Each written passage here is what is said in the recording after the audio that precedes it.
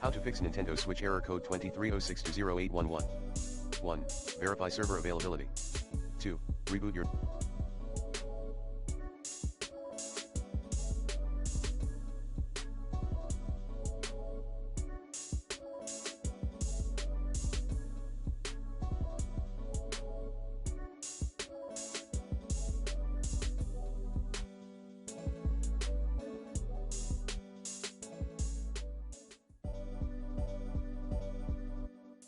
Nintendo system.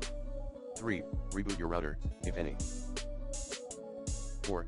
Place or move your gaming system closer to your Wi-Fi router. And remove things in your home that interfere with and block Wi-Fi signals. 5. Use a different domain name server, DNS.